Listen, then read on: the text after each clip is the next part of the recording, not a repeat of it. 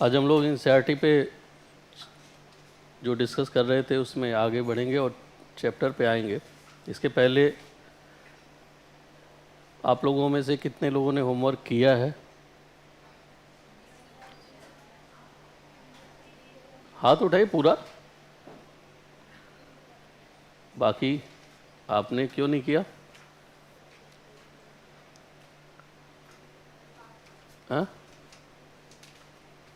क्या कह रहे, तेज बोलिए। बाहर तो कहीं भी चलिए, पेन पेपर हर जगह मिलता है भारत में। ट्रैवल करते समय लिख लीजिए, उसमें कौन सी बड़ी बात है। एक साथ 10 काम करने की आदत डालिए। आपको उस प्रॉब्लम पे भी मैं अभी आऊँगा, ठीक है? आप और कौन नहीं किया? आपने किया जी? अच्छा, पिछला क्लास अटेंड, ठीक। जिन्होंने किया है वो चेक करा लेंगे, अभी मैं बैठूंगा उसके बाद से। एक प्रॉब्लम हमारे सामने ये आती है कि हमारे पास टाइम नहीं है, ठीक है? सबसे बड़ी जो प्रॉब्लम आप लोगों को देखा गया, अगर आप लोगों का हो गया हो तो इधर ध्यान देंगे, कर लीजिए, पूरा कर लीजिए, मीटिंग जरूरी है। हाँ, तो एक जनरल प्रॉब्लम जो आपके पास आती है वो है कि टाइम नहीं है। इसके लिए मैं आपको बता दे रहा हूँ कि जब आप जनरल काम करते रहते हैं, अपना कोई भी घर में बैठे हैं या कुछ भी कर रहे होते हैं, तो फॉर्मेटिंग पे फोकस करिए। क्या करना है आपको? जैसे मान लीजिए हमने बोला था कि इंडिया पे 200 वर्ड में लिखना है, ठीक है? या मान लीजिए साइंस टेक वाले सर जो भी पढ़ा रहे हो, उन्होंने कोई टॉपिक दे दिया आपको, तो अब आपके पास समय नहीं है, कोई काम है, मान लीजिए जा रहे हैं, यूपीएससी से इम्पोर्टेंट बहुत सारे काम होते हैं, सिलेक्शन से ज़्यादा इम्पोर्टेंट बहुत कुछ है, तो वो सारे काम करते हुए आप दिमाग में बस फॉर्मेटिंग करो। और ये कहाँ काम आएगा? आपके मेंस में। मैंने बोला था कि वहाँ पे आपके पास टाइम कम रहेगा, ठीक है? और आपका अगर ब्रेन ट्रेंड है तो आप एक क्वेश्चन लिख रहे हो ना, तो दूसरे की फॉर्मेटिंग भी चल रही होगी। ये बात समझ में आ रही? फॉर्मेटिंग मतलब समझते हैं आप लोग, ठीक है? लिखना नहीं है, क्या करना है? दिमाग में फॉर्मेट कर लेना है, ठीक है? अब इसका मतलब क्या है? आप पेन छूना ही नहीं है, ऐसा नहीं। जब टाइम मिले तो उसे पेन कॉपी पे लिख लेना। जैसे मान लीजिए मेट्रो में आप जा रहे हो, अब सीट नहीं मिली, खड़े हो, तो फॉर्मेटिंग कर रहे हैं। कैसे फॉर्मेटिंग कर रहे हैं कि सर ने क्या बोला था कि इंडिया या भारत पे लिखने के लिए कितने वर्ड में? 200 वर्ड में, ठीक है? तो हम पहले क्या लिखेंगे, फिर क्या लिखेंगे, ठीक है? उसके बाद क्या लिखेंगे और हमारा कंक्लूजन क्या रहेगा? दिमाग में बन रहा है, ठीक है? क्या इसके लिए भी आपको अतिरिक्त समय की जरूरत है, एक्स्ट्रा टाइम की जरूरत है? नहीं है। और क्या ये एक दिन में आपका ब्रेन इतना ट्रेंड हो जाएगा कि आप फॉर्मेटिंग सीख जाओगे? ठीक है? तो इसलिए आप अभी से जब भी कुछ हो तो उसका फॉर्मेटिंग अपने, और कुछ चलाने से बेहतर है, वेब सीरीज के बारे में याद करने से बेहतर है, और तमाम चीज़ों के बारे में, इसी के बारे में सोचिए। और ये कौन कर सकता है? जिसको दो चीज याद हो, एक तो यूपीएससी का सिलेबस और दूसरा प्रीवियस ईयर क्वेश्चन, ठीक है? जैसे ही आपके दिमाग में, जैसे ही मार्केट में कोई चीज दिखी आपको, अरे यार इससे रिलेटेड कुछ क्वेश्चन पूछा था कभी, आपका ब्रेन तत्काल वहां चला जाएगा, ठीक है? तो याद रखिएगा, सबके पास पीवाईक्यू होगा ही, प्रीलिम्स का भी होगा और मेंस का भी होगा, तो उसको एक आध बार रिवाइज करते रहिए, और सिलेबस आपके दिमाग में है ही है, ठीक है?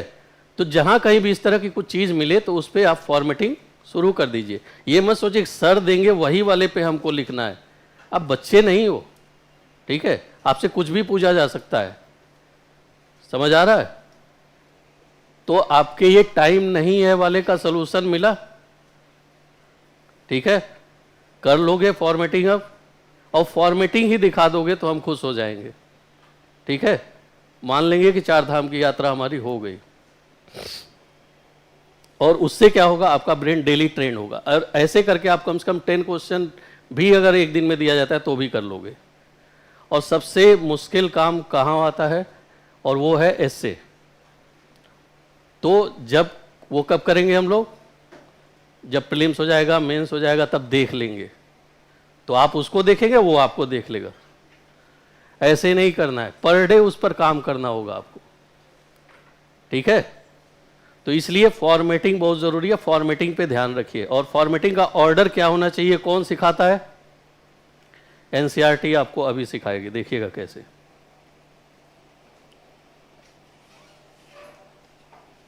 पहला ही चैप्टर, हिंदी तो आती ही सबको, इंग्लिश वाला भी है, ठीक है। क्या लिखा है इंट्रोडक्शन के नीचे, क्या लिखा है, पहला वर्ड क्या लिखा है, व्हाट, ठीक है। दूसरा,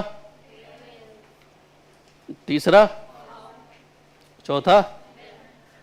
किसी भी मामले को देखना होगा तो किस फ्रेम में देखेंगे, पहली लाइन से सिखाना शुरू कर दी। इसीलिए मैंने कहा था कि मिथिलेश जी चला दी, हो गया।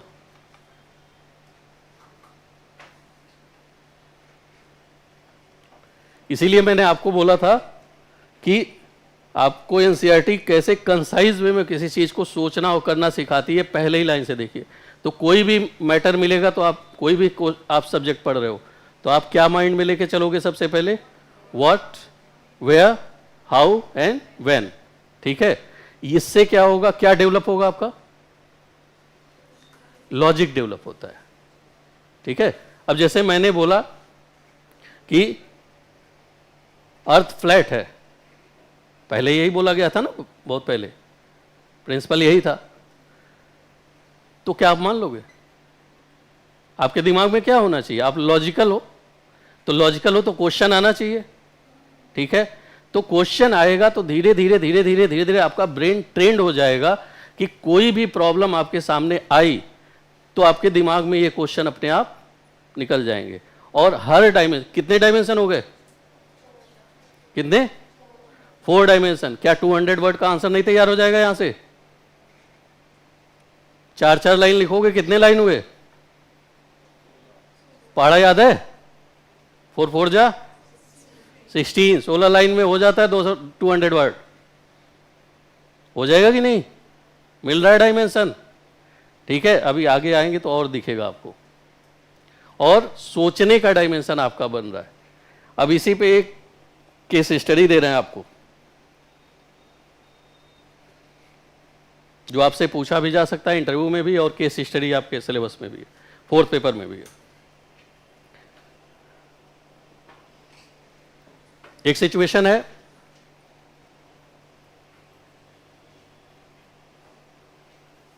ये एक विमेन है,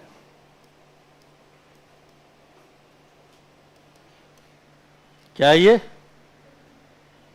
तेज बोलो, विमेन है, क्या है, अरे स्केच ऑफ ए वुमेन है, लॉजिक का यूज करो, ठीक है, कोई बात नहीं। एक विमेन है, ये एक छोटा सा बच्चा अपने साथ लेके आई है, आप डीएम साहब हो, ऑफिस में बैठे हो, साहब और साहिबा दोनों लोग, ठीक है। और वो काफ़ी देखने में लग रही है बीमार सी है और गरीब लग रही है। वो आपके सामने आके जैसे ही आती है, जैसे लग रहा है अभी फेंट होके गिर जाएगी। आप डीएम साहिबा मुरादाबाद क्या करेंगे?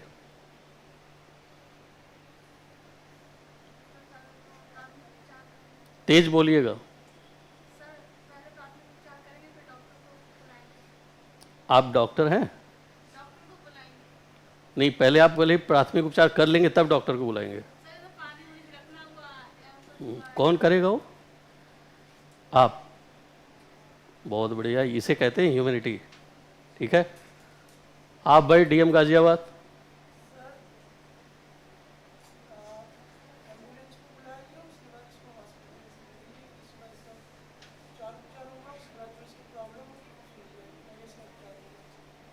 उसके बाद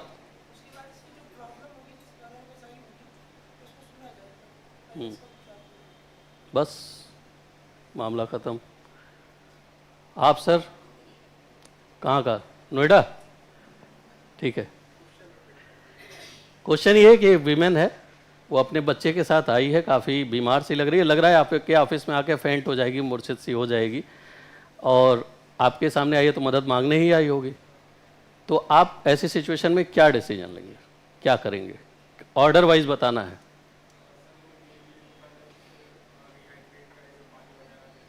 ठीक है।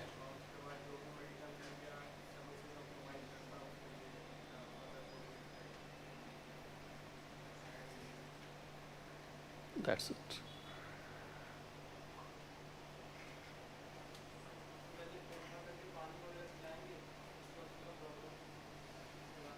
अच्छा, पानी पिलाएगा कौन ये बताइए? कोई भी पिला सकता है, आप भी पिला सकते हैं, मान लीजिए, कोई दिक्कत नहीं है। ठीक है। और उसके बाद? फिर प्रॉब्लम जान लेंगे, उसके बाद क्या करेंगे? सॉल्यूशन करेंगे। ठीक है। आप बताइए, आप लोगों का तो फिक्स है दंतेवाड़ा और झरिया। ठीक है, बताइए।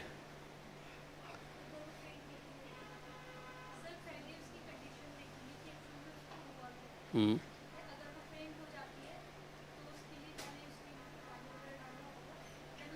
अगर फेंट नहीं होती है तो नहीं डालेंगे, ठीक है, कोई बात नहीं।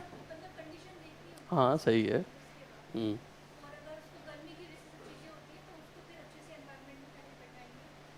वो तो एसी होता है, डीएम साहब के ऑफिस में एसी रहता ही है।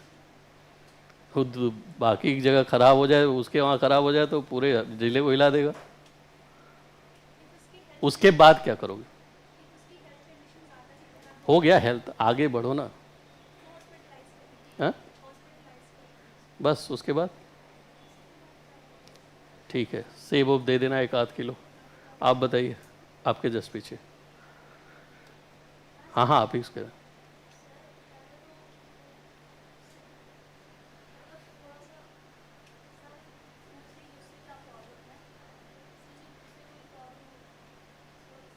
कोई नहीं, आप टेक योर टाइम।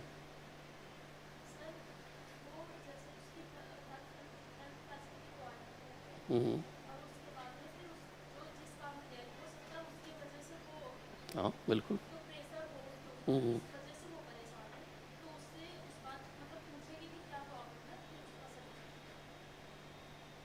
ठीक है। आप एकदम लास्ट। हाँ मैम, आप ही।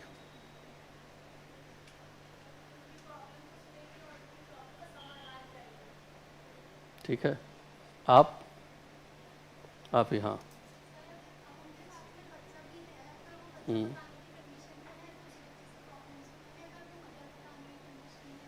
हम्म। ठीक है। आपके बगल में?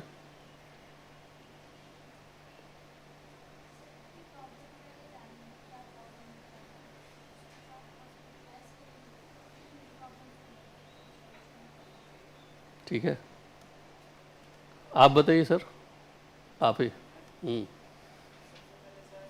आप तो मुंबई में पोस्टिंग लायक हो, बॉलीवुड के पास। ठीक है।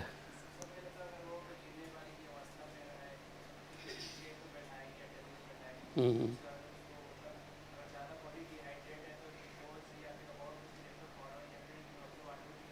हम्म। हम्म। ठीक है। हाँ, बताइए। हम्म। आपके पास एक असिस्टेंट होता है ऑलरेडी, एक तो पीएन होता है और एक आपका पीए होता है। ठीक है, तो आपके पास रहते हैं वो हमेशा। हम्म।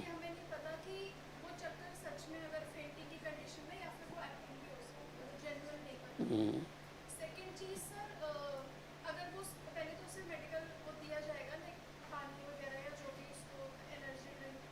हम्म।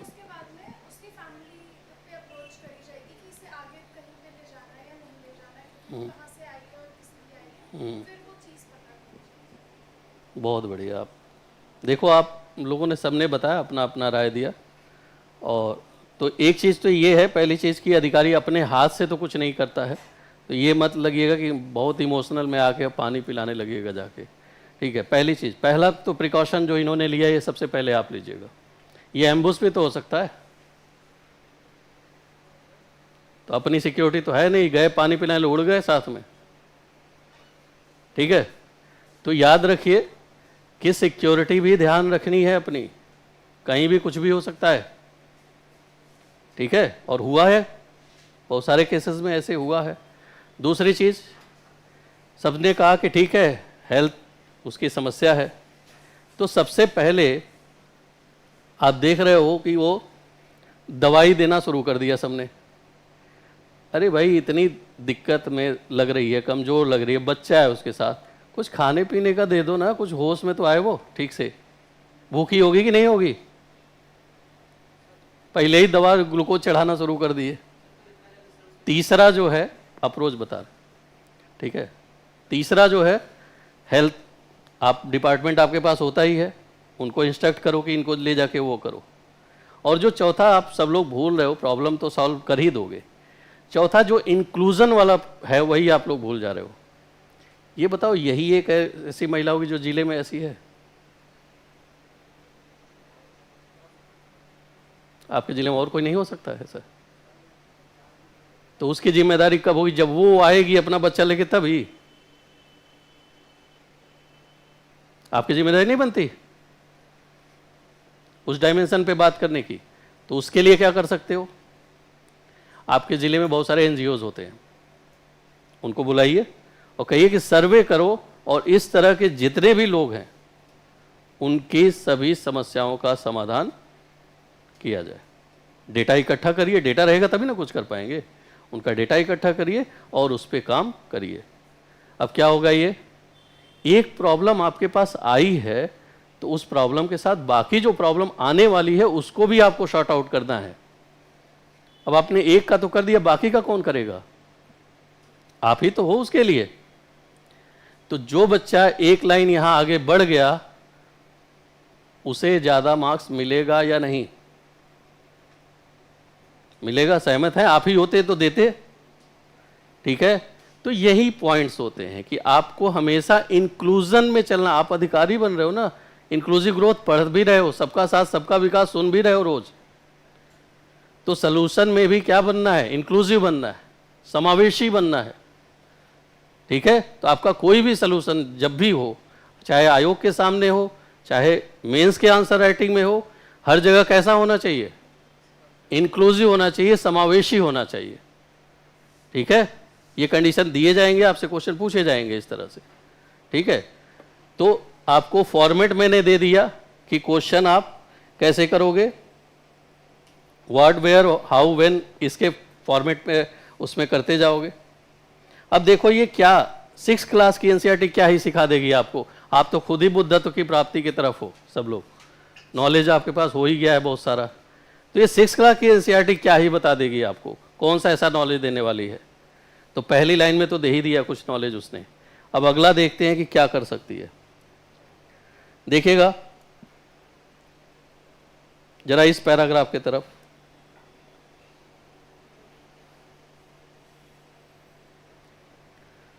What can we know about the past?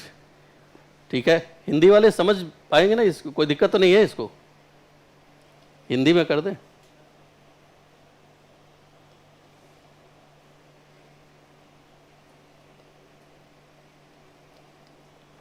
अतीत के बारे में हम, अरे भाई क्या हो रहा है इसको?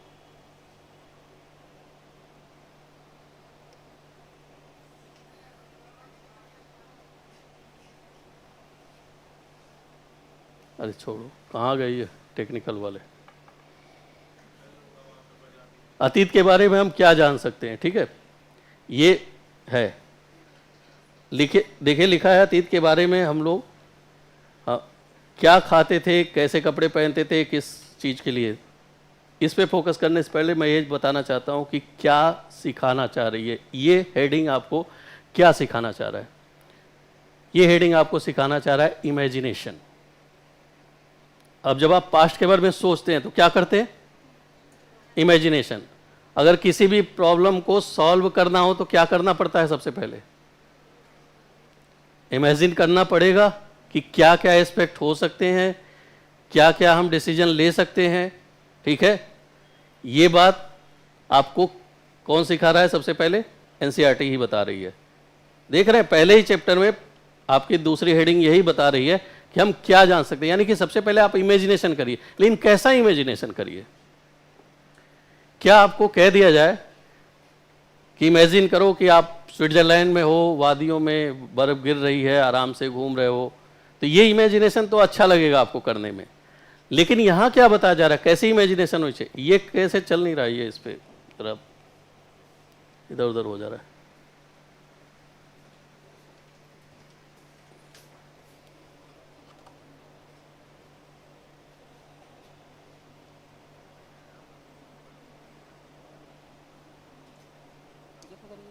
ये वाले पर तो चल रहा था।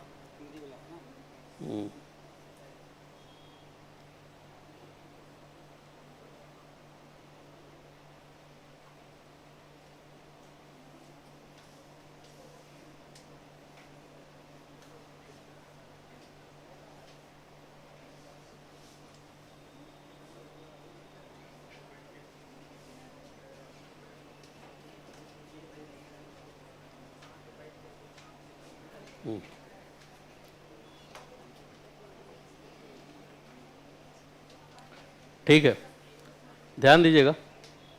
तो क्या बताया गया आपको? सबसे पहले देखिए क्या लिखा हुआ है। यहां लिखा हुआ है कि हम आखेटकों, पशुपालकों, कृषकों, शासकों, व्यापारियों, पुरोहितों, शिल्पकारों, कलाकारों, संगीतकारों या फिर वैज्ञानिकों के जीवन के बारे में। इंग्लिश में अगर इसी को देखें तो लिखा हुआ है क्या? Hunters, herders, farmers, rulers, merchants, priest, craftsman, artist, musicians, scientist. अगर आपको किसी भी सोसाइटी के बारे में लिखना हो तो आप सोसाइटी के बारे में इतने एस्पेक्ट भी डाल दोगे। एक ग्रोथ का वो बता रहा है आपको कि कैसे ग्रोथ हुआ था। सबसे पहले क्या थे? हंटर्स थे, इधर उधर घूमते थे। ठीक है, कौन? आपके एंसेस्टर्स। ठीक है, उसके बाद क्या बने? हर्डर्स मतलब संग्राहक, इकट्ठा करने वाले धीरे धीरे। फिर क्या बने होंगे? फार्मर बने होंगे। और फार्मर बनने का मतलब क्या हुआ? क्या किए होंगे? वो तो पता ही है, खेती किए होंगे। फार्मर बनने का आउटकम क्या हुआ होगा कि लाइफ स्टेबल हो गई। जब इधर उधर घूमते थे इसके पहले, अब क्या हो गई? लाइफ स्टेबल हो गई। तो जहां से लाइफ स्टेबल हुई होगी, यहीं पे आप नोट कर लीजिएगा। फार्मर का मतलब हो गया लाइफ स्टेबल, जीवन में स्थिरता। हिंदी वाले नोट कर लेंगे। और जीवन में स्थिरता आई तो यहां से किस चीज का निर्माण प्रारंभ हुआ होगा? समाज का। किसका निर्माण प्रारंभ होगा? सोसाइटी का, समाज का। ठीक है, जब स्थिर होंगे तभी तो सामाजिक बनेंगे, एक दूसरे के साथ जुड़ेंगे। और जब समाज बनता है तो उसी के साथ क्या बनती हैं और चीजें? रीति रिवाज डेवलप होंगे, कुछ मान्यताएं डेवलप होंगी। ठीक है, तो उसी को कंबाइंड फॉर्म में क्या कहेंगे? कल्चर डेवलप होगा। ये बात समझ में आ रही है? तो एक जगह जब कहीं ये लोग रुकना शुरू किए, तब धीरे धीरे लाइफ में स्टेबिलिटी आई। और स्टेबिलिटी आई तो स्टेबिलिटी का आउटकम क्या हुआ? सोसाइटी का फॉर्मेशन। ठीक है, एक चीज से एक चीज निकलने लगी। और जैसे सोसाइटी का फॉर्मेशन होता है तो वहीं से क्या निकलता है? कल्चर का डेवलपमेंट। ठीक है, अब एक पर्टिकुलर जगह पे अगर कहीं होंगे तो उनका एक अलग कल्चर होगा। जैसे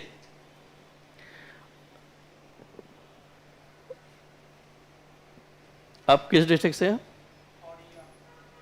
आप अपने डिस्ट्रिक्ट के बारे में बताइए, इंटरव्यू में आपसे पूछा जा रहा है।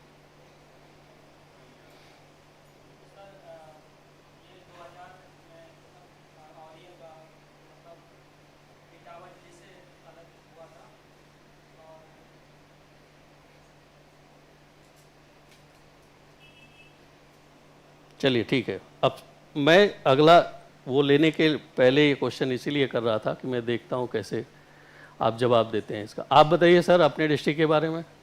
वाइट शर्ट, क्या नाम है? जी हाँ, बताएं अपने डिस्ट्रिक्ट के बारे में।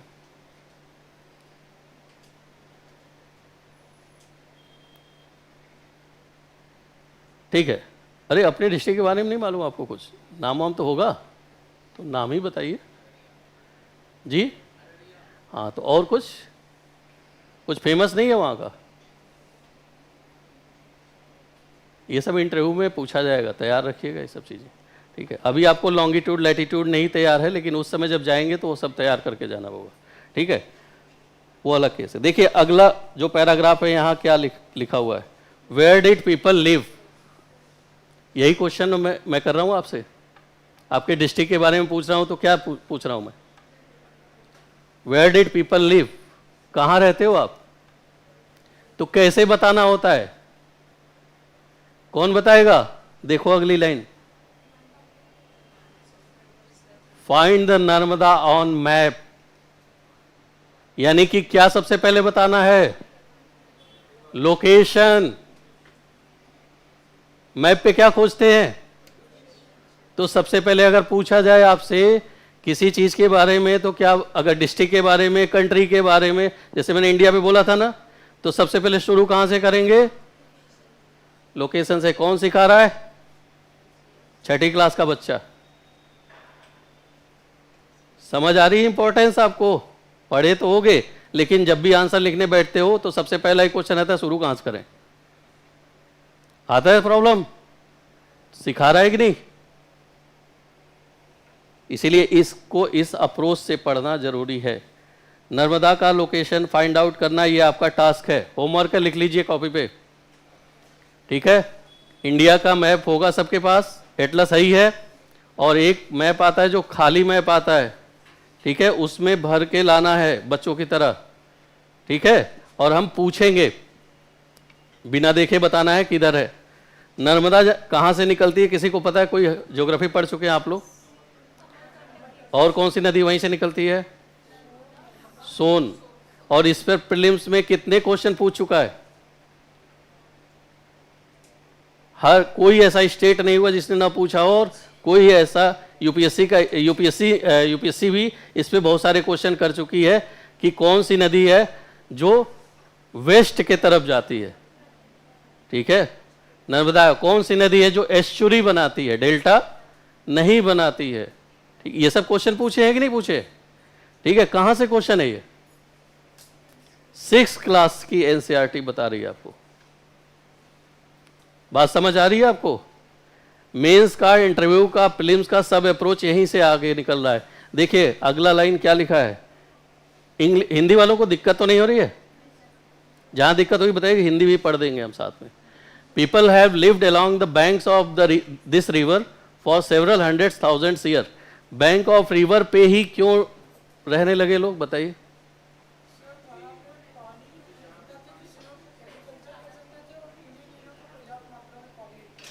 अच्छा, और कोई रीजन नहीं था? पानी पीने के लिए मिलता था? एक एक, अरे जिसके जिले में है वही बोलेगा भाई, आ रहे हैं आप पे भी। हाँ, ये उन लोग मालूम था क्या?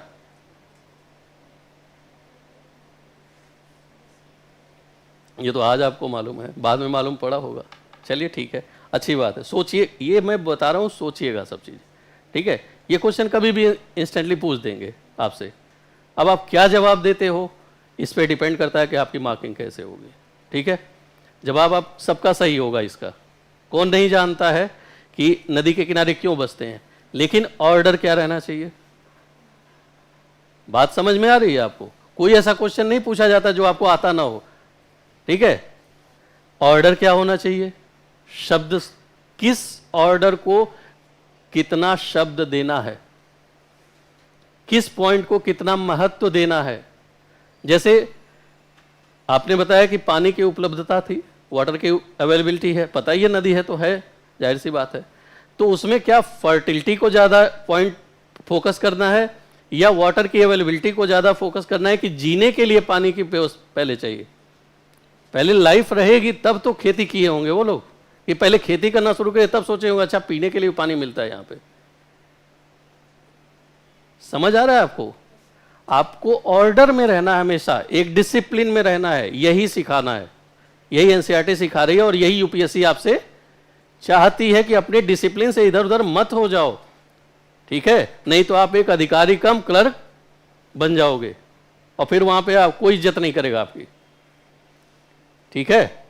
इसीलिए आपको ये ट्रेनिंग दी जा रही है, यहां से बार बार कहती है कि एनसीईआरटी पढ़ के आओ, और जब तक ये अंदर आपके नहीं घुसेगा सिलेक्शन आपका नहीं होगा, मैं लिख के दे रहा हूं। और यूपीएससी तो पहले ही बोल चुकी है। आप सुनना हो तो सुनिए, नहीं सुनना हो मत सुनिए। यहां पे आया है एक वर्ड कि people who lived here were skilled gatherers. इसको कौन एक्सप्लेन कर सकता है? स्किल्ड गैदरर क्या होता है? गैदर में इकट्ठा करना होता है, जाके उठा लो कुछ भी। स्किल्ड गैदरर वर्ड क्यों दिया गया है?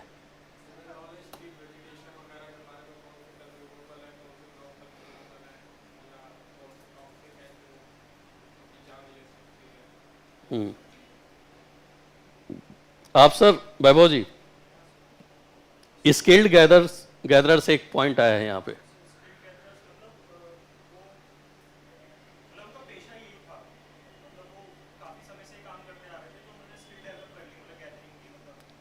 काम वर्ड थोड़ा सा पेशा वर्ड सही रहेगा यहाँ पे, क्योंकि ये तो वो करते हैं जिनको ट्रेड वर्ड करना होता है बहुत।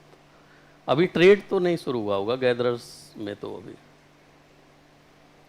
तो बात तो सही आप बोल रहे हैं, थोड़ा सा शब्दों का इधर उधर वो है। हाँ, ये कह सकते हैं they have a lot of experience. बहुत लोग मरे भी होंगे इसमें, ऐसा नहीं होगा कि पहले दिन जान गए होंगे कि ये वाला, उन्होंने देखा होगा कि कुछ ये खाने से कुछ हो रहा है, कई 100 साल लगे होंगे इसमें। ऐसा नहीं है कि एक दिन की कहानी है ये।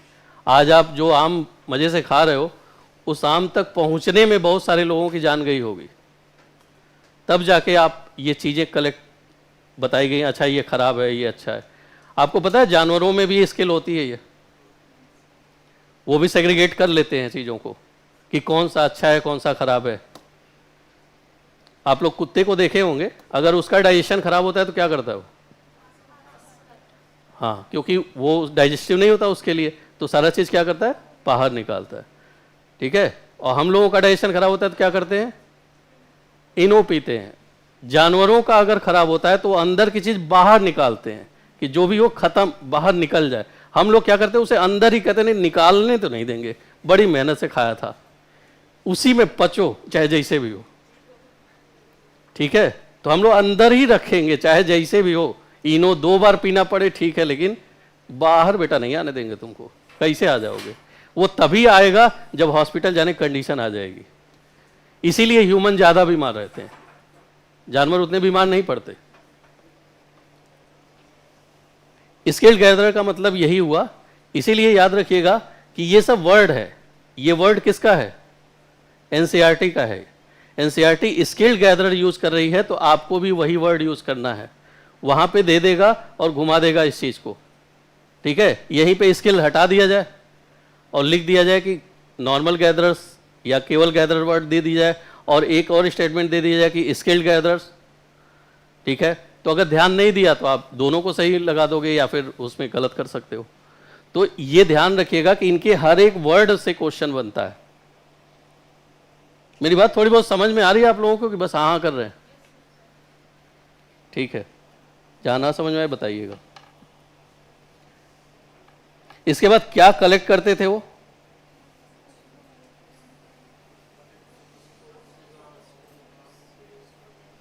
Roots, fruits and other forest,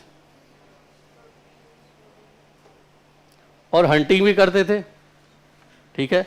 hunting के लिए बाद में धीरे धीरे उनको क्या चाहिए होगा? हथियार की जरूरत पड़ी होगी, तो उसके बाद और स्किल्ड होने लगे होंगे। तो ये कहाँ के बारे में बात हो रही थी अभी? कौन से जगह के बारे में बात हो रही है? नर्मदा के किनारे वाले लोगों में। नर्मदा भारत के लगभग नॉर्थ वेस्ट साइड में पड़ती है, उधर वेस्ट और नॉर्थ वेस्ट साइड का पूरा रीजन उधर आ जाता है उसमें। तो उधर के लोगों का तो ये कल्चर है। क्या कल्चर है? कि स्किल्ड गैदरर हैं और दूसरा हंटिंग भी करते हैं साथ में, ठीक है? अब आगे कहाँ और कहाँ लोग हैं? दूसरा लोग, पहले देखिए फिर से क्या कह रहा है? Now find the Sulaiman and Kirthar hills in the to the north west. फिर से लोकेशन के लिए, लोकेट करने के लिए कह रहा है, ठीक है। यानी कि किसी भी चीज़ को जानने के लिए अभी हम लोग जान ही गए कि सबसे पहले क्या करना होता है, उसके बारे में उसका लोकेशन जानेंगे। कहाँ है, मैप में देख सकते हो आप, इधर, ठीक है। ये रेंजेस हैं, सुलेमान और किरथर रेंज। रेंज मतलब समझते हो, जो बहुत सारे पहाड़ एक सीरीज में रहते हैं तो उसको रेंज कहा जाता है, ठीक है। तो इसको पार करना क्या आसान होगा? बहुत, अभी भी मुश्किल है, तो उस टाइम पे तो बहुत ही मुश्किल होगा। अब देखो इस एरिया के बारे में क्या बताया जा रहा है कि यहां पे क्या करने लगे लोग, ग्रो क्रॉप्स, ठीक है, 8000 ईयर एगो। और क्या उगा रहे हैं? Wheat and barley. ये फैक्ट है, ये याद रखने वाली चीज है कि कहां पे कौन सा था, व्हीट एंड बार्ले, और लोकेशन क्या है, सुलेमान और किरथर रेंज। ये बताओ कि जो क्रॉप ग्रो करने का आइडिया किसका रहा होगा? यहां लिखा है विमेन एंड मेन। इसमें मेन का ज्यादा रहा होगा या विमेन का ज्यादा रहा होगा? कैसे पता? हाँ, अच्छा, पहले लिखा हुआ है इसलिए। और कोई रीजन? पहले लिखा है ये तो मान लीजिए ठीक लग रहा, और कोई रीजन बताइए। अब वहां आयोग में बोलेंगे कि एनसीईआरटी में पहले लिखा था, वो मैंने ऐसे नहीं बताया। कोई रीजन बताइए। लड़कियां बताएं, लड़कियां, आप बताइए।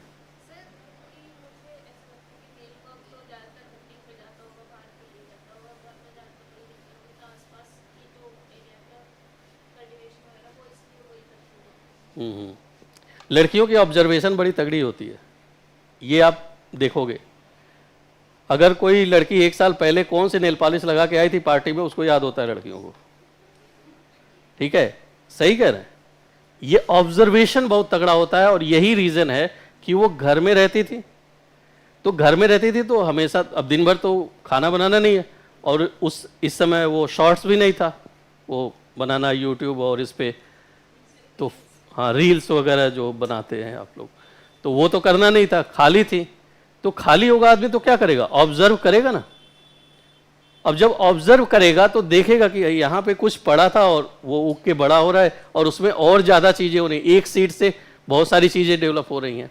तो इसलिए ये ऑब्जर्वेशन का जो नेचर था, इसमें माना जाता है, हिस्टोरियन का भी, आगे जब आप हिस्ट्री डिटेल पढ़ोगे तो वहाँ आपको बताया भी जाएगा, ये माना जाता है, हिस्टोरियन भी इसको एक्सेप्ट करते हैं कि विमेन ने ही एग्रीकल्चर को इन्वेंट किया है, ठीक है। तो अपने पे गर्व कर सकते हो आप लोग, क्योंकि पूरी दुनिया को खाना देने का काम कौन कर रहा है? विमेन। और अपने लिए मुसीबत भी मोल ली कि खाना बनाना भी पड़ता है। जब खोजे हो तो बनाओ, ठीक है। आगे देखते हैं। तो अब देखो 2 लोकेशन आपको मिल चुकी है, किधर की है ये दोनों? ये वेस्ट और नॉर्थ वेस्ट की बात हो रही है। अब सीधे कहां पहुंच गया? हाँ, इसके पहले थोड़ा सा और देखते हैं। इन्होंने रियरिंग ऑफ एनिमल्स स्टार्ट कर दिया था, जैसे सीप, गोट, और विलेजेस का कॉन्सेप्ट आ गया था। विलेज पे मैंने पहले डिस्कस कर लिया कि विलेज बना होगा तो क्या डेवलप हुआ होगा, सोसाइटी बननी शुरू होगी, सोसाइटी में तो कल्चर एक डेवलप होना शुरू हो गया होगा। अब यहाँ पे आपसे डिफरेंस थोड़ा सा पूछ लिया जाए कि ये बताइए कि जो नर्मदा रीजन वाले लोग थे और जो ये सुलेमान किरथर वाले जगह वाले लोग थे, इन दोनों में से किसका कल्चर ज्यादा डेवलप्ड होगा? सुलेमान किरथर वालों का। आप बताइए क्यों, क्या कह रही थी आप नर्मदा वाला कह रही थी ना, क्यों आपको ऐसा लगा? जी, रिवर यहां भी है, रिवर यहां भी है, बिना रिवर के खेती कैसे होगी? उसका नाम नहीं दिया है, लेकिन वहाँ अफगानिस्तान में भी रिवर है, कुबा है, जिसको काबुल भी नदी कहते हैं उसको, और भी। तो ये जो है, यहाँ मैंने आपको क्या बताया, यहाँ विलेज के फॉर्म में रह रहे हैं, और वहाँ अभी क्या है? अभी गैदरर हैं वो, ठीक है। तो ज्यादा डेवलप कल्चर किसका होता है? जो स्टेबल होता है। जब स्टेबल होगा तो सोसाइटी का बॉन्ड भी मजबूत होगा, और बॉन्डिंग ऑफ एक पीपल ही तो कल्चर को डेवलप करता है। आपस में बॉन्डिंग बनेगी तभी रिचुअल्स बनेंगे, रीति रिवाज बनेंगे, तभी ना कल्चर डेवलप होगा। तो अगर आपसे ऐसे डिफरेंस पूछ दिया जाए या दो स्टेटमेंट दे दिया जाए तो इसमें कंफ्यूज मत होइएगा, ठीक है। अब यहाँ पे Garo Khasi Garo hills in the north east. Garo hills कहाँ पे है? इधर हो गया, ठीक है। यहीं पे गारो खासी जयंतिया 3 पहाड़ियाँ होती हैं जिसमें उलझ के बादल रह जाते हैं, और इसीलिए यहाँ सबसे ज़्यादा बारिश होती है मासिन राम में, ठीक है। तो ये लोकेशन, ये आपको मैप पे करके लाना है, ये लिखते रहिएगा अपना टास्क, ठीक है। मैं हर बार नहीं लिखवा रहा हूँ, पहली बार लिखवा दिया कि ये लोकेशन आपको करके लाना है, ये याद रहना चाहिए। और जब हम बोलें अगली क्लास में गारो खासी जयंतिया, तो आपके दिमाग में वो पिक्चर आ जाए इंडिया का, ठीक है। ये बहुत इंपॉर्टेंट है। लोकेशन से बहुत सारे क्वेश्चन मिलेंगे आपको, मैपिंग से। और विंध्या रीजन कहाँ है? विंध्या यहाँ पे है। इसको माना जाता है कि ये नॉर्थ और साउथ के बीच का एक पार्ट है। दीवार समझ लीजिए इसको कि ऊपर नॉर्थ इंडिया माना जाता है, इसके नीचे साउथ इंडिया माना जाता है। क्यों ऐसा होता है सर? आपको क्यों लगता है? आप बता पाओगे क्यों ऐसा माना जाता है? उसके नीचे ही तो और भी कोई रेंजेस होंगी, उसके नीचे का नहीं मान लिया जाता है। या नॉर्थ इंडिया साउथ इंडिया कहने की जरूरत ही क्या है? इंडिया बोलो सीधे सीधे। हम लोग तो यूनिटी इन डाइवर्सिटी वाले हैं, फिर नॉर्थ इंडिया साउथ इंडिया का क्लासिफिकेशन क्यों करते हैं हम? आप वैभव जी कुछ राय दीजिए। टोपोग्राफी तो आपकी ऊपर भी चेंज है, जैसे कश्मीर में आप देखो और उसके नीचे और भी थे।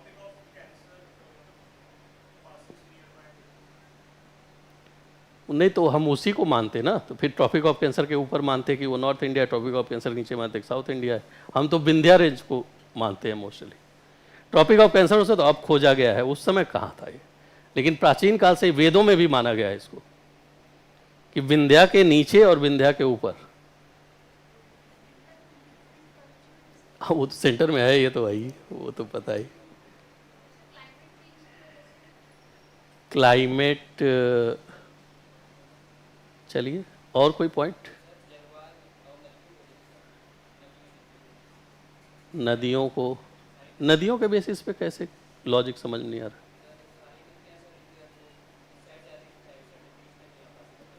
वो तो उसके हाइट पे डिपेंड करता है। हमारा जो वेस्टर्न घाट ज़्यादा ऊंचा है और ईस्टर्न घाट कम ऊंचा है।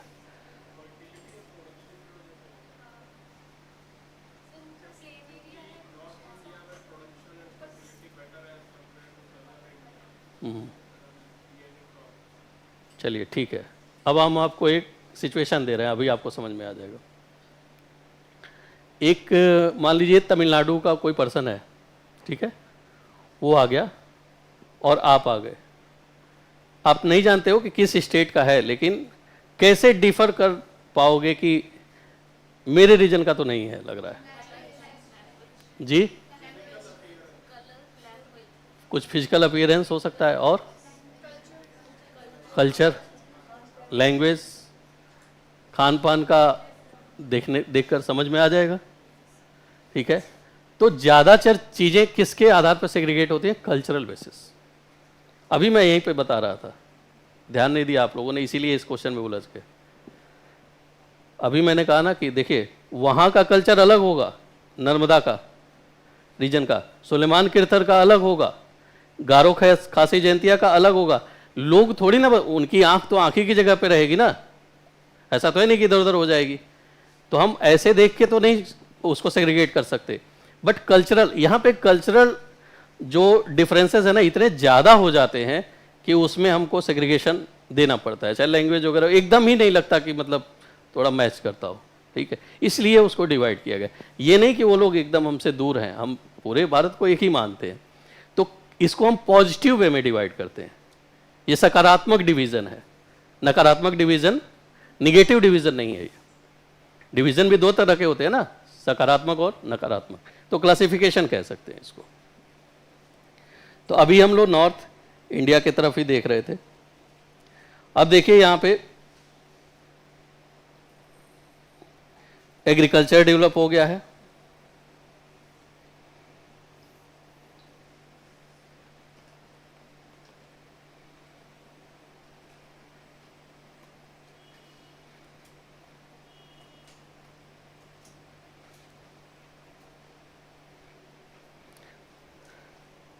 और अब जब गांव बन गया, ठीक है, कल्चर डेवलप होने लगे, अब इसके बाद क्या बनेगा? सिटी बनेगी ऑब्वियसली, ठीक है, हाँ टाउन सिटी ठीक है, अच्छा है, ऑर्डर को फॉलो कर रहे हो, कोई दिक्कत नहीं। आगे जाओगे तो इसको वैसे ही बोलना है, ठीक है। River, trace the river Indus, फिर से बोल रहा है, अब उस वैली के बारे में बात कर रहा है, तो सबसे पहले क्या कह रहा है कि लोकेट करिए उसे। किसको लोकेट करना है? इंडस की जो ट्रिब्यूटरीज हैं और इंडस रिवर है, यानी कि सिंधु नदी और उसकी सहायक नदियों को आपको क्या करना है? सिंधु नदी और सहायक नदियों को याद करना है। किधर से? दोनों तरफ से पूछा जाता है ये, ठीक है, ये याद रहना चाहिए सबको अगली क्लास में, यानी कि मंडे को। तो आपका काम मैप पे हो रहा है। कितने दिन पहले की बात है ये, जब सिटीज डेवलप होना शुरू हो गई थी? 4700 ईयर्स के बाद से सिटीज फ्लरिश होना शुरू हो गई थी इन रिवर्स के उसमें। फिर उसके बाद गंगा पे सबसे बाद में हुई। इसका रीजन क्या है कि गंगा पे सबसे बाद में हुई? इस रीजन, इसके बहुत सारे रीजन हैं, हम लोग जब हायर और ज़्यादा पढ़ेंगे तो उसमें बताया भी जाएगा। उसका सबसे बड़ा रीजन एक अभी जान लीजिए कि लोगों का जो आना है, मूवमेंट है, वो इधर से था, क्योंकि और कोई रास्ता था नहीं, समुद्र के रास्ते आना इतना संभव तो था नहीं, उसके लिए शिप वगैरह चाहिए, और शिप के लिए टेक्नोलॉजी चाहिए आपके पास बहुत, तो मूव कर पाते थे इधर से। तो यहाँ पे तो हमने बताया कि रेंज है, तो रेंज से कैसे आ जाते थे? क्या हनुमान जी की तरह उड़ के? नहीं, वहाँ पासेस होते हैं। पासेस समझते हैं क्या? हाँ, दो पहाड़ के बीच में रास्ता, जैसे दो चेयर के बीच में थोड़ा सा गैप है ना, ये एक लाइन और दूसरी लाइन के बीच में थोड़ा सा गैप है, तो यहाँ पे बोलन और गोमल दो दर्रे हैं, पासेस हैं। तो बोलन और गोमल आगे आएगा, घबराइए नहीं, अभी अगली वाले एनसीईआरटी में सब आएंगे सब, ठीक है, लोकेट करना है। और यहीं पे सबसे ज़्यादा लड़ाई हुई है, सबसे ज़्यादा लड़ाइयाँ यहीं पे होती थी, क्योंकि अपने बॉर्डर को सिक्योर करना होता था लोगों को। तो अगर इसको जीत लो तो उधर से फिर पार करके कोई आ नहीं सकता, तो इसी पर कब्जे के लिए सबसे ज़्यादा लड़ाई यहाँ पे हुई है पूरे इतिहास में। तो अब आपको 3-4 जगह दिख गया, गांव से शहर की तरफ आ गए आप। और एक पॉइंट यहाँ पे याद रखिए, साउथ एशिया जब वर्ड बोला जाता है तो उसको डिफाइन कर दिया एनसीईआरटी ने आपके। कौन कौन से आते हैं इसमें?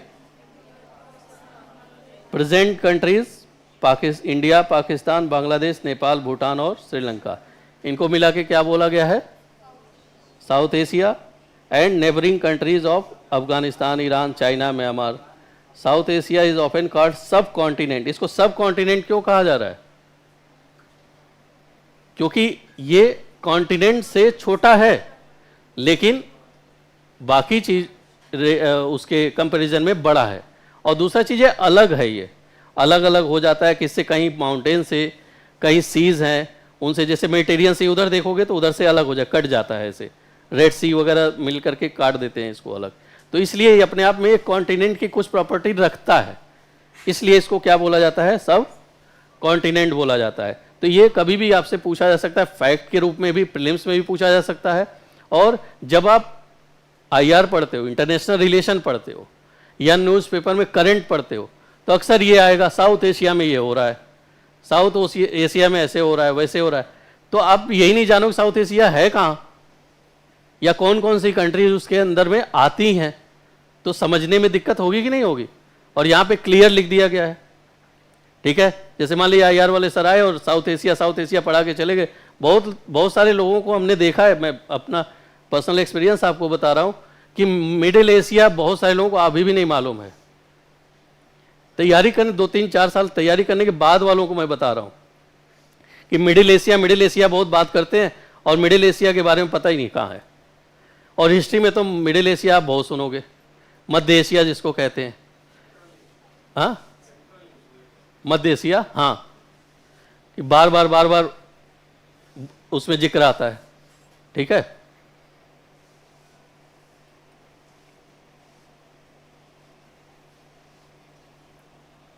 अब यहां पे एक पॉइंट आता है, इसको थोड़ा हाईलाइट करने की जरूरत है।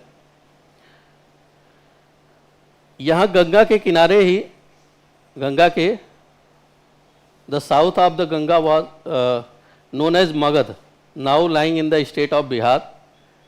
Its rural were very powerful and set up a large kingdom. अब किंगडम बन रहा है, और किंगडम क्या होता है, जब आसपास के रीजन को कोई एक रूलर क्या करता है, जीत लेता है, अपने अंडर में रखता है।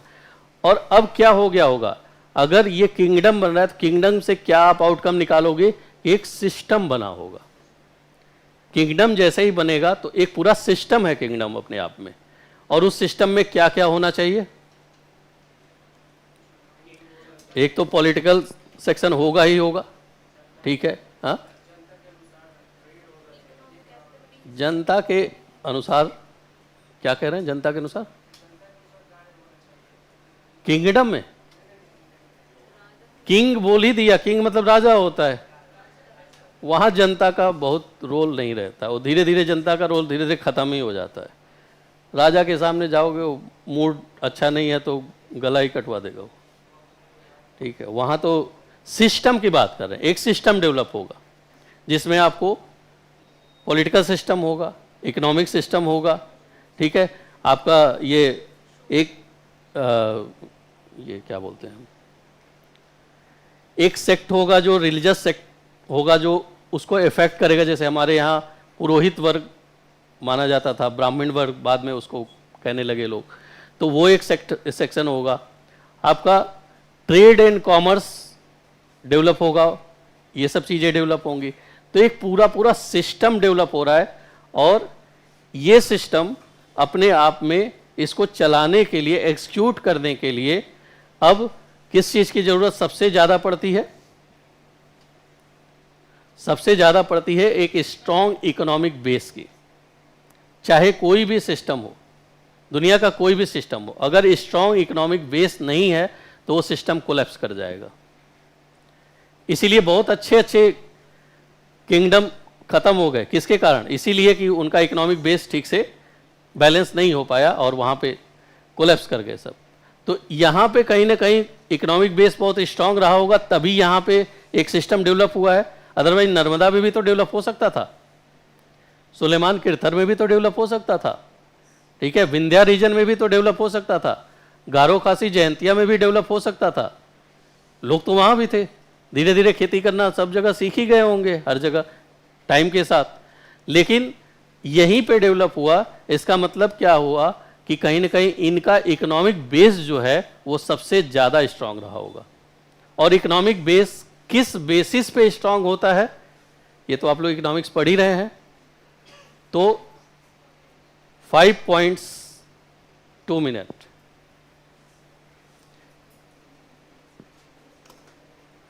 अर्थव्यवस्था का जो होती है उसका बेस क्या है, उसका आधार, मजबूत आधार के तत्व क्या होते हैं, 5 तत्व बताने हैं, टाइम है 2 मिनट का।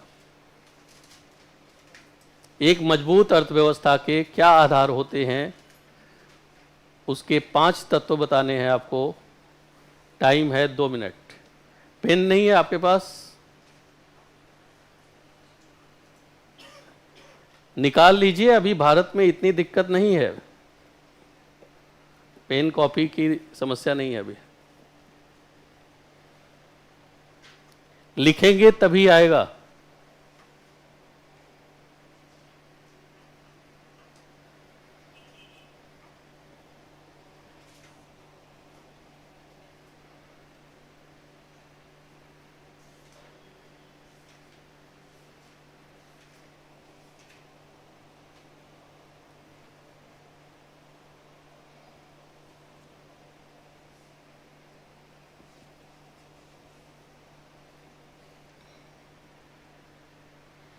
हो गया? बताएं पहला पॉइंट। अच्छा आप बताएं। हाँ क्या करें? रिसोर्स का मैनेजमेंट कैसे करते हैं? हाँ ठीक है।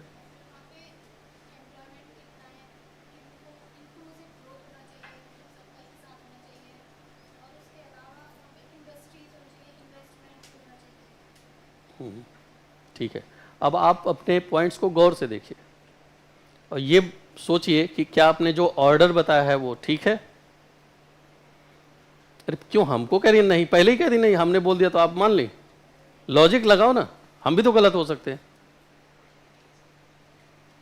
ये अगर आपका कोई सीनियर अधिकारी आके कहेगा कि 50 लाख ये दे रहे हैं, उनका काम कर दो, कर दोगी?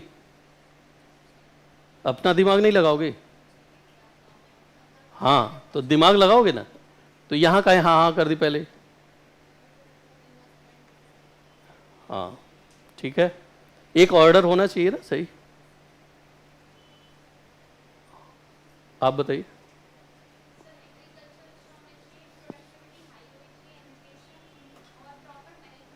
एडुकेशन कैसा? हाँ एडुकेशन मतलब किस तरह का एडुकेशन?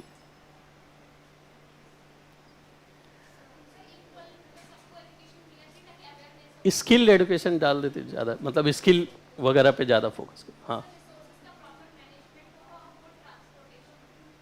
ठीक है, सब लोग बढ़िया लिखेंगे मुझे पता है, बस मैं ऑर्डर की बात कर रहा हूँ। ऑर्डर देखिएगा कि क्या कौन सा ऑर्डर सही होना चाहिए। ठीक है, ये आप हमसे पर्सनल मिलेंगे तब बताएंगे। यहाँ नहीं बता रहे हैं इसलिए क्योंकि मोस्टली लोग भाग जाते हैं, आते नहीं हमारे पास। ठीक है, इसीलिए यहाँ नहीं बताएंगे। आप मिलिएगा नहीं तो हम आपकी कमियां दूर नहीं कर पाएंगे, और आपकी कमियां नहीं दूर होंगी तो सिलेक्शन नहीं होगा, चाहे कुछ भी कर लीजिए। आप चाहे अपने आप को कितना भी पुरोधा मानते होंगे, ठीक है, यूपीएससी से बड़े नहीं हैं आप, या स्टेट पीसीएस से बड़े नहीं हैं, उनके पास बहुत ऑप्शन है, आपके जैसे 1000 पड़े हुए हैं, तो वो ले लेंगे उनको। इसलिए मैं बार बार कह रहा हूं कि अपनी कमियों को दूर करिए। रोज मैं वहां बैठ रहा हूं, अभी 6-7 लोग बस मिल रहे हैं। क्या दिक्कत है? बस या तो आपको सब कुछ आ गया है, तो फिर तो बुद्धत्व की प्राप्ति हो गई, तो कोई दिक्कत ही नहीं है। और नहीं आया है तो सीखने में बुराई क्या, शर्म क्यों आ रही है? आपको कुछ कमियां नजर आई कि नहीं आई अभी? और यही कमी लेके क्या आप इंटरव्यू में जाके 2 बार फेल होने के बाद फिर आओगे? नहीं सर अब सीखेंगे। तो पहले ही सीख के जाओ ना, क्या दिक्कत है? पहले ही अटेम्प्ट को लास्ट अटेम्प्ट मानो। या गिनवाना है कि नहीं मैं 2000 मतलब 10 साल रह लिया हूं, अब एक्सपीरियंस हो गया है मुझे। है किसी के गार्जियन के पास इतनी पेशेंस? शादी की उम्र निकली जा रही यार, समझ नहीं आ रहा तुम लोगों को। जल्दी से सिलेक्शन लो, अब जाओगे मौज मस्ती करोगे कि गिनवाओगे कि नहीं 5 मेंस 6 पीटी इतना दे रखे हैं, ऐसे कैसे? तो अपनी कमियां दूर कराइए प्लीज, आई रिक्वेस्ट यू। हम आप ही के लिए आए। अगला जो वर्ड आ रहा है आपके लिए बहुत इंपॉर्टेंट है। Through out people travelled from one part of the sub continent. ये नहीं कि रीजन बोल रहा है, सब कॉन्टिनेंट से ट्रेवल करते थे, माने पूरे एरिया मूव करते थे, कहीं से कहीं भी। और क्यों मूव करते थे, क्यों ट्रेवल करते थे? The hills and high mountains including the Himalayas, deserts, rivers and seas made journeys dangerous at times but never impossible. English वालों, हिंदी वालों को दिक्कत तो नहीं है? मैं पढ़ दे रहा हूं इसे हिंदी के लिए।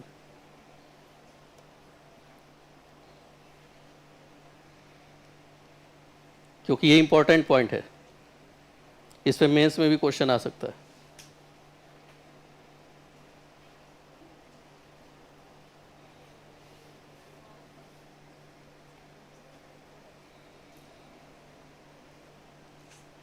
लोग सदैव उपमहाद्वीप के एक हिस्से से दूसरे हिस्से तक यात्रा की। लोगों ने कभी कभी हिमालय जैसे ऊंचे पर्वतों, पहाड़ियों, रेगिस्तान, नदियों तथा समुद्रों के कारण यात्रा जोखिम भरी होती थी। फिर भी ये यात्रा उनके लिए असंभव नहीं थी। अतः कभी लोग काम की तलाश में तो कभी प्राकृतिक आपदाओं के कारण, ये नोट डाउन इस पे हाईलाइट कर लीजिएगा, काम की तलाश में और कभी प्राकृतिक आपदाओं के कारण एक स्थान से दूसरे स्थान जाया करते थे। कभी कभी, इसको हाईलाइट कर लीजिएगा, सेनाएं दूसरे क्षेत्रों पर विजय हासिल करने के लिए जाती थीं। इसके अतिरिक्त व्यापारी कभी काफिले में, तीसरा पॉइंट, तो कभी जहाज़ों में अपने साथ मूल्यवान वस्तुएं लेकर एक दूसरे के साथ स्थान पर जाते थे। चौथा पॉइंट, धार्मिक गुरु लोगों को शिक्षा और सलाह देते हुए एक गांव से दूसरे गांव में तथा एक कस्बे से दूसरे कस्बे में जाया करते थे। और लास्ट पॉइंट, कुछ लोग नए और रोचक स्थानों को खोजने की चाह में उत्सुकतावश भी यात्रा किया करते थे। इन सभी यात्राओं से लोगों को एक दूसरे के विचारों को जानने का अवसर मिला। यहीं से इंटरमिंगलिंग ऑफ कल्चर शुरू हुआ, माने संस्कृतियों का आदान प्रदान। ठीक है, अब यहाँ पे आपको देखिए 4-5 पॉइंट बोला कि ट्रेवल के रीजन क्या थे। तो कौन कौन जाते थे, किस लिए जाते थे? या तो अपनी लेवलीहुड के लिए, यानी कि जीविका चलाना है, तो उसके लिए यहाँ कुछ मिला तो ठीक है, नहीं तो आगे बढ़ गए, दूसरी जगह चले गए, फिर आगे बढ़ गए, फिर आगे बढ़ गए। और ऐसी कंडीशन में जब आपके लेवलीहुड पे संकट हो तो फिर ये दिखाई नहीं देता कि आगे समंदर है कि आगे रेगिस्तान है। भूख लगती है ना, तो फिर आप कैसे भी करके जाओगे ही जाओगे, मूव करोगे ही करोगे। ठीक है, और दूसरा क्या था, जब नेचुरल क्लैमिटीज आ जाए, नेचुरल डिजास्टर आ जाए, तो फिर तो मजबूर कर देगा वो कि आपको हटना ही पड़ेगा, वहाँ से जाना ही पड़ेगा। ठीक है, तो अगर इसी को कंपैरिजन के रूप में दे दिया जाए कि आज के टाइम के ट्रेवलिंग और एंसेंट टाइम के ट्रेवलिंग में क्या डिफरेंस है, तो 5 पॉइंट्स लिख के लाना है, ये टास्क है आपका। What is difference between today's travelling and travelling of ancient time? आज की यात्राओं और प्राचीन काल की यात्राओं में क्या अंतर है? 5 पॉइंट। इसमें तो 5 पॉइंट मैंने दे ही दिया, इसमें ऑलरेडी एनसीईआरटी ने दिया है, लेकिन मैं देखना चाहता हूं कि आप कितने कंसाइज वर्ड में इसको लिख पाते हैं। वर्ड लिमिट बहुत महत्वपूर्ण है। तो वैसे ही 5 पॉइंट आज अपने लिए लिखिए। आज के पॉइंट का मतलब अपने लिए लिखिएगा। आप में से मोस्टली लोग तो आए ही हैं, कहीं से आए हैं कि नहीं, बाहर से? किस लिए आए हैं? अरे पढ़ने थोड़ी आए हो, पढ़ाई, हाँ इसी के लिए आए हो ना। यहाँ रिसोर्स ज़्यादा है, तो यहाँ लगा कि यहाँ जाएंगे, तैयारी करेंगे, नौकरी मिल जाएगी। तो नौकरी किस लिए चाहिए? आपको जीवन निर्वाह के लिए ही तो चाहिए। ठीक है, अब अगर यहीं पे मान लीजिए किसी एरिया में बहुत ज़्यादा क्राइसिस आ जाए, जैसे बड़े बड़े सिटीज़ में हड़प, इंडस वैली सिविलाइजेशन खत्म ही हो गई, किसी बड़े सिटीज़ में दिल्ली में ही आ जाए, मान लीजिए बहुत वाटर की ही क्राइसिस हो जाए, जैसे अभी कुछ दिन पहले चेन्नई में हुआ था, सुना होगा आपने, बेंगलोर में, शिमला में, बहुत जगह ऐसा सिचुएशन चल रहा है। दिल्ली में भी तो स्थिति बहुत अच्छी नहीं है, वाटर की क्राइसिस हो जाए तो क्या आप लोग यहाँ रहेंगे? तब भी यूपीएससी की तैयारी करेंगे? तब आप लोग क्या हो जाए? तो वो किसका प्रभाव होगा? वो कहीं ना कहीं नेचर का प्रभाव है। ठीक है, और 2 रीजन महत्वपूर्ण होते हैं। तो अगर शॉर्ट में आपसे कहीं पूछा भी जाए कि ट्रेवलिंग, ऐसे कोई पूछ दे कि मतलब ट्रेवलिंग का मेन उद्देश्य क्या होता है, ठीक है, मतलब यात्रा का मेन उद्देश्य क्या होता है, तो सबसे पहले तो यही है। बाद में बाकी चीजें तो भाई किसी को शौक होता है वो घूमने का, ठीक है, तो वो अलग बात होती है। लेकिन जो मेन पॉइंट है उसको निकालना सीख लीजिए। ठीक है, एक लाइन में समझ में आ जा रहा है डिफरेंस? ठीक है, बाकी 4 पॉइंट एक्स्ट्रा है ही हैं आपके पास, उसको भी बना के लिख सकते हैं। और अगर इसी को एक्सप्लेन करना हो, कह दिया जाए कि एक्सप्लेन करिए या डिस्कस करिए, तो आप इसी को एक्सप्लेन कर देंगे तो आपका लॉन्ग आंसर वो हो जाएगा, बन जाएगा। बात समझ आ रही है?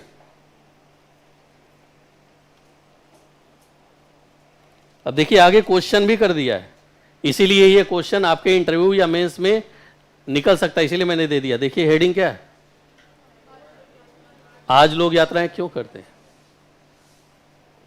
पूछा जा सकता है आपसे, एनसीईआरटी की लाइन है इसलिए। और कोई बहुत बड़े राइटर हैं जिन्होंने इस पे लिखा भी है, कोई बता सकता है? हिंदी साहित्य का कोई है?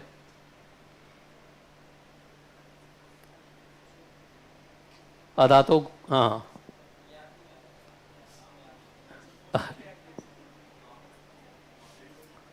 नहीं नहीं, हीरानंद वात्सायन अज्ञे, सच्चिदानंद हीरानंद वात्सायन अज्ञे, अधातो घुमक्कड़, अधातो घुमक्कड़ जिज्ञासा उन्होंने लिखी है ना, तो आप पढ़िएगा। अरे ये आपके उसमें रहा होगा, क्या बोलते हैं, 11th-12th में या 9th-10th में रहा होगा ये कहानी। तो घूमने का उन्होंने बताया कि मतलब घूमने का क्या फ़ायदा होता है उसमें, और बहुत फ़ायदे होते हैं, आपको रियल एक्सपीरियंसेस होते हैं आपके। आजकल तो बहुत सारे यूट्यूबर बने हुए, घूम पैसा भी कमा ले रहे हैं सब, जाके खाते भी हैं, कहते हैं ये देखिए वो देखिए, सब पैसा कमा रहे हैं। खैर आप लोग अपने टारगेट पे रहिएगा, इधर उधर मत बहकिएगा। अब देखिए इससे क्या फ़ायदा हुआ, लिखा भी है, इस आवागमन ने हमारी सांस्कृतिक परंपराओं को समृद्ध किया, और इसी को हम लोग क्या कहते हैं आज के टाइम पे, एक वर्ड क्या देते हैं,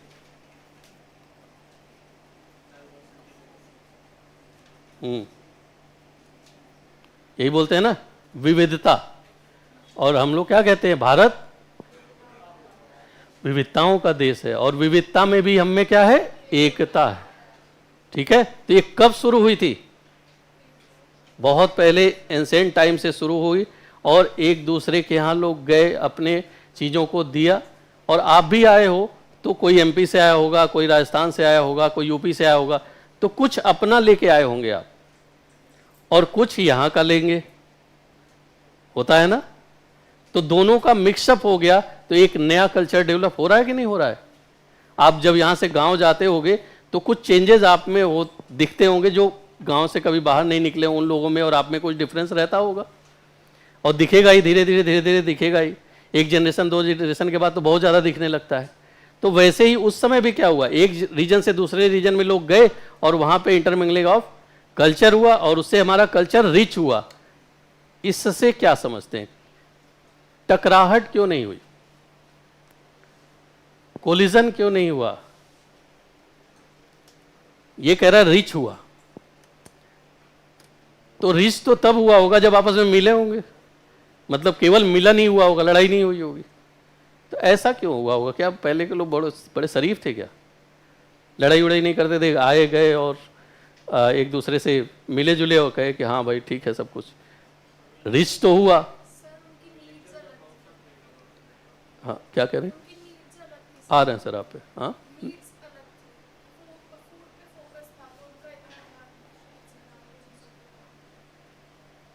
अच्छा,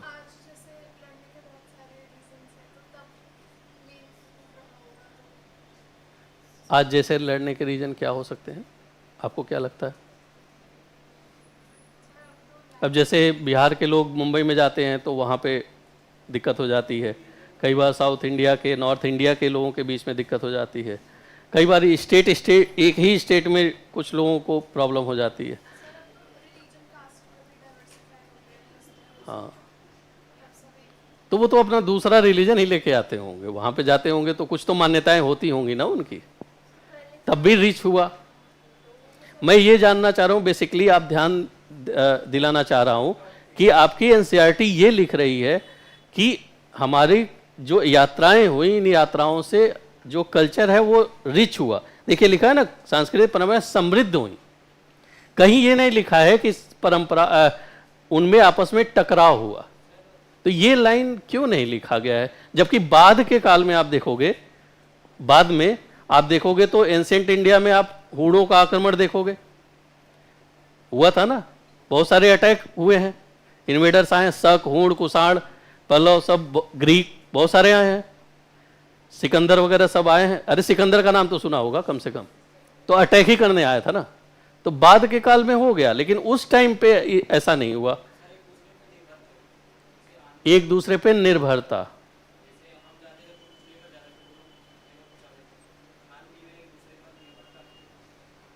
चलिए 150 वर्ड में इस पे लिख के लाइए,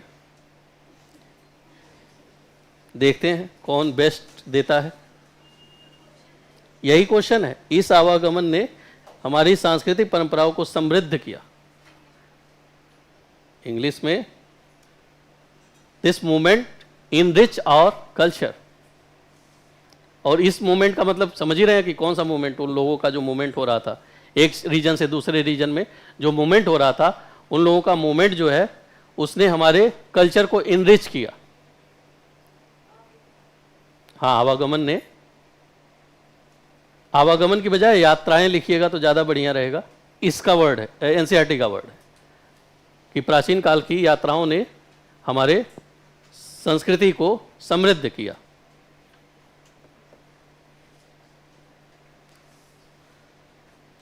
अब देखिए, यही चीज़ आपके इंटरव्यू में भी पूछा जा सकता है कि इसका एक एस्पेक्ट ऐसा क्यों नहीं हुआ और आज ऐसा क्यों है।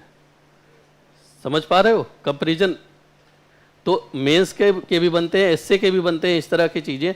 तो आप जब लिखोगे तो आपका एस्से का भी कुछ पॉइंट इसमें तैयार होता चला जाएगा। थोड़ा बहुत फ़ायदा समझ में आ रहा है आपको कि जब पॉइंट आउट कराया जा रहा है तो लग रहा है कि उस समय हमने ध्यान नहीं दिया था जब पढ़ रहे थे। तो इतनी देर में तो आप पूरी किताब खत्म कर जाओगे। इतनी देर में हम अभी पूरा चैप्टर नहीं खत्म किए। कर लोगे नहीं? यही तो है, इतनी पतली सी कर ही देते होगे। तो क्या वो पढ़ने का फ़ायदा है? पढ़ने का फ़ायदा तब है जब आप उससे सीखो। मैं बार बार कह रहा हूँ कि 6th क्लास के बच्चे की तरह नहीं पढ़ना आपको तो यूपीएससी के लिए पढ़ना है ना, ठीक है। इसके बावजूद जो भी क्वेश्चन लिख के लाए हैं लोग, अगले क्लास में आगे हम लोग बढ़ेंगे और थोड़ा और फास्ट ही चलेंगे। घबराइएगा नहीं, आपका टारगेट है, वहाँ तक हम आपको पहुँचाएंगे। इसलिए आके अपनी अपनी स्ट्रेटजी हमसे डिस्कस करिए। उस स्ट्रेटजी में जो करेक्शन है वो हम करेंगे, साथ में आपको लेके चलेंगे। और गुरुकुल प्रोग्राम में तो सीधा सीधा हम बैठा के कराएंगे। और कुछ लोग जो आ रहे हैं उनको हम करा भी रहे हैं और फ़ायदा आपको मिलेगा, 100% मिलेगा। आप इकोनॉमिक सर्वे डाउनलोड करने के बाद कहाँ गायब हो गई? अभी पढ़ी नहीं है, हमने 3 डेज का टाइम दिया था ना, खत्म हो गया। क्यों तो नहीं हुआ? तो आई क्यों नहीं? हम बताते ना कि कैसे 3 दिन में खत्म हो जाएगा, ये तो पूछने आना था। ठीक है, जब हमने बोला था कि 3 डेज में खत्म हो जाएगा तो हो जाएगा। अगर नहीं हो रहा है तो फिर आइए, हम बताएंगे। बात समझ आ रही है? और नहीं आओगे तो कैसे बता पाएंगे? ठीक है, जो लोग आंसर लिख के लाए हैं वो चेक करा लेंगे, ठीक है। और जिनका आंसर हम धीरे धीरे चेक करेंगे, जिससे देखेंगे कि कौन बेस्ट लिख रहा है। ऑर्डर पे ध्यान दीजिए आप लोग, अभी से ऑर्डर बहुत महत्वपूर्ण है, उस पर ध्यान देना शुरू करिए। उसमें हम करेक्ट करके देंगे भी आपको। और प्लीज़ मिलिए, एक बार फिर से विनम्र करबद्ध निवेदन है, हे देवी देवताओं, आप सबका आह्वान करते हैं अपने केबिन में। हम कृपया वहाँ पधारें और हमसे जो कुछ बन पड़ता है वो लें।